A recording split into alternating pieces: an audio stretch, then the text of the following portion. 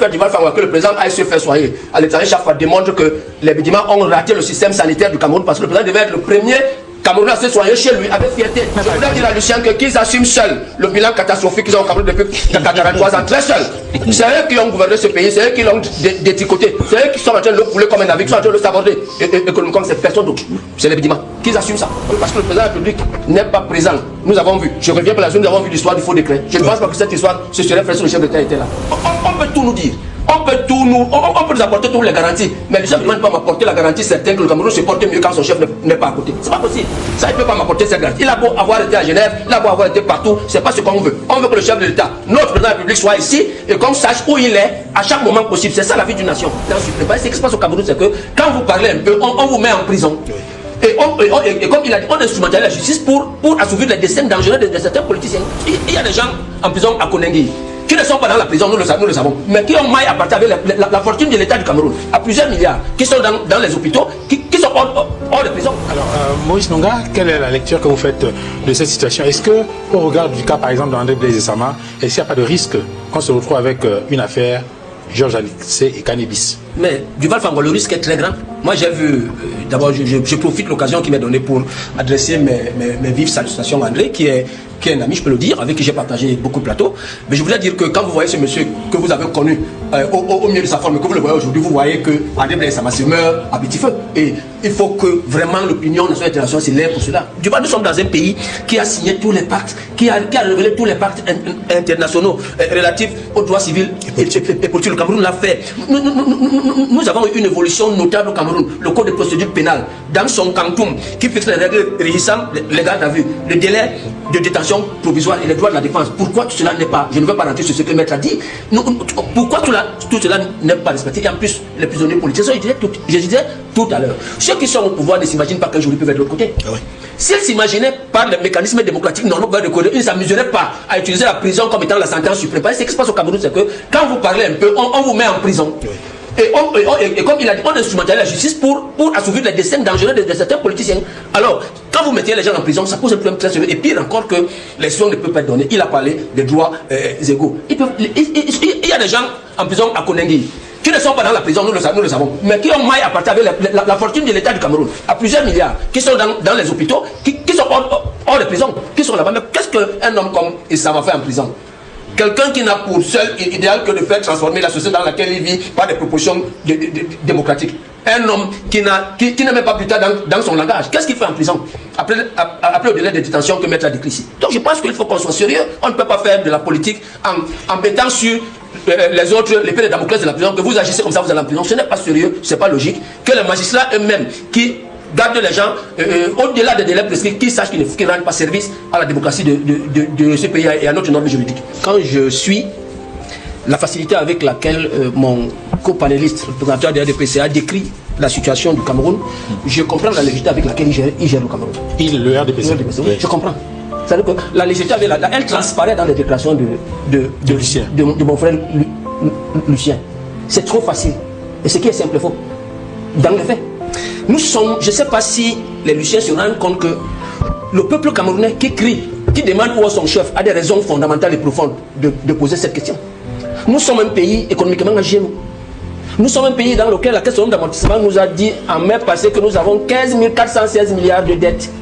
Qu'il nous faut 2100 milliards d'argent à lever pour 2 ans, de 2026 à 2028, pour couvrir pour payer le service de la dette extérieure. Nous sommes un pays dans lequel l'indice de perception de la pauvreté est de 37,7%. Nous sommes un pays dans lequel l'indice d'industrialisation est de 13,9%. Nous sommes un pays dans lequel aucune université camerounaise n'est dans le top africain, dans le top mondial. Nous sommes un pays dans lequel nous n'avons vaincu aucun principe que nous avons accepté, la main sur le cœur, sur les objectifs du millénaire. Même pas l'école, même pas la pauvreté. C'est nous ce pays-là. Et c'est nous ce pays-là qui disons que nous ne pouvons pas accepter que le président de la République aille à l'extérieur. Ce que nous devons dire d'emblée, c'est que le président de la République est libre d'aller là où bon lui semble, pour un court séjour privé. Et nous affirmons aussi que sur la base de notre disposition constitutionnelle, il n'y a aucune disposition réglementaire qui empêche au chef d'État de mettre l'homme à l'étranger. Mais ce que nous disons, et ce qui doit ressortir, ce qui est pertinent, c'est que nous sommes dans un pays, le chef de l'État, quand il met l'homme à l'étranger, les conséquences sont claires. Elles sont visibles. Déjà au niveau de la gestion de l'État, nous savons tous que parce que le président de la République n'est pas présent, nous avons vu, je reviens pour la zone, nous avons vu l'histoire du faux décret. Je ne pense pas que cette histoire se serait faite sur le chef d'État était là. Nous avons vu ce que Maître disait tout à l'heure, les décrets qui ont été signés l'autre jour pour nommer les membres du conseil d'administration. Moi j'ai vu ces signatures, elles sont équivoques. Parce que quand tu mets les signatures de 2021 du chef d'État, de 2025 et les deux dernières, tu trouves un dysfonctionnement systématique. Alors tout ça pose un problème. Duval Fangwa, qu'on le veuille ou pas, la classe politique camerounaise, les intellectuels camerounais ne peuvent pas proposer cela. Parce que les révisions constitutionnelles qui se sont passées au Cameroun après le régime du président Aïdjo, toutes n'ont eu qu'une seule chose. Je l'ai dit une fois sur ton plateau, et un confrère de maître m'a traité d'excessif. Je lui ai dit, nous n'avons pas fait un travail intellectuel sérieux dans notre constitution d'introduire des éléments qui nous permettent de présager un ensemble de choses qui vont arriver. Il m'a dit non, je lui ai dit non, c'est pas excessif, nous n'avons jamais fait. Et aujourd'hui, l'éclipse du président de la République à Genève, où je ne sais pas où il est, démontre à suffire que nous avons des porosités sérieuses dans la constitution du Cameroun qu'il faut combler. La stabilité du Cameroun doit être garantie par des institutions transparentes et concrètement opérationnelles. Il faut qu'on se le dise. Que ça doit être un principe. Et je voudrais, si nous étions dans un pays sérieux dans lequel les institutions sont sérieuses et qu'elles prennent leur travail au sérieux, il y a quand même une passerelle dans la Constitution qui permet au Parlement camerounais de réagir en pareille circonstance. À l'article 16.3, le Parlement du Cameroun peut au tiers se saisir et se réunir. Et évidemment, il faut aujourd'hui Duval Fangwa, avec ce qui arrive au Cameroun des déplacements permanents, des cours séjours qui deviennent de très longs séjours du chef d'État, il faut qu'on engage aujourd'hui au Cameroun une ouverture profonde de la réforme institutionnelle. C'est-à-dire que dans ce sens que qu'on précise les actions du chef d'État avec des délais clairs et précis. Ça n'existe pas chez nous. Ça n'existe pas. Il faut encadrer avec précision les délégations express et préciser certains pouvoirs qui sont conférés. Je suis d'accord. Ils vont faire du dilatoire parce que ce n'est inscrit nulle part dans le map de notre constitution. C'est vrai. Mais ça n'empêche. Tous les pays que nous regardons aujourd'hui, que nous voulons imiter, nous ont démontré que si tu vas aux États-Unis, avec le 25e amendement qui a été refait en 1967, la dévolution du pouvoir, comment dirais-je, elle est claire entre le président et le vice-président. Le président peut lui-même écrire que je suis dans l'incapacité d'exercer mes fonctions. Il désigne. Nous avons même vu dernièrement dans un pays qui n'est pas très démocratique, au Bangladesh, où un président de 76 ans, estimant malade, a démissionné de ses fonctions. Alors, on peut tout nous dire. On peut nous apporter toutes les garanties, mais le chef ne peut pas m'apporter la garantie certaine que le Cameroun se porte mieux quand son chef n'est pas à côté. C'est pas possible. Ça, il ne peut pas m'apporter cette garantie. Il a beau avoir été à Genève, il a beau avoir été partout, c'est pas ce qu'on veut. On veut que le chef de l'État, notre président de la République, soit ici et qu'on sache où il est à chaque moment possible. C'est ça la vie d'une nation. Ce n'est pas le chef de l'État. D'ailleurs, même je suis même de ceux qui pensent qu'on devrait même faire une OPA sur le terrain intercontinental, l'acheter pour le compte de notre pays, le ramener ici. Comme ça, on aura le chef de l'État ici chaque fois. Ce serait même plus serein. Et je le dis, Duval, nous sommes là où nous sommes aujourd'hui. Il faut qu'on engage une réforme institutionnelle sérieuse. Il faut que des points précis soient dans le marbre de notre constitution. Un président de la République, où qu'il soit, le peuple doit savoir, le président de la République doit avoir des bornes, des délais qui ne doivent pas être dépassés. Le président peut se déplacer pour des problèmes sanitaires. D'ailleurs, le simple fait Duval Fangwa que le président aille se faire soigner à l'étranger chaque fois démontre que les Bédimans ont raté le système sanitaire du Cameroun parce que le président devait être le premier Camerounais à se soigner chez lui avec fierté et condescendance envers les autres. Je voulais finir pour dire à Lucien Bédima. Je voulais dire à Lucien qu'ils assument seuls le bilan catastrophique qu'ils ont au Cameroun depuis 43 ans, très seuls. C'est eux qui ont gouverné ce pays, c'est eux qui l'ont détricoté, c'est eux qui sont en train de le couler comme un navire, qui sont en train de le saborder économiquement, c'est personne d'autre. C'est les Bédima. Qu'ils assument ça. La longue intervention de Lucien, pour moi, traduit quand même quelque chose. L'angélisme de Lucien traduit une peur qui est sous-jacente. Parce que Lucien a dit quelque chose d'important. En prélude de son intervention, Lucien a dit que chez eux, ils ont un seul chef politique. C'est le chef de l'État, le président du RDPC. Alors que dans des partis bien structurés, c'est les instances qui dirigent pas les hommes. Ça démontre à suffire que si le président n'est pas là, s'il venait demain à avoir qu'il y ait une nouvelle qui ne soit pas rassurante, le RDPC est dans une implosion la plus totale.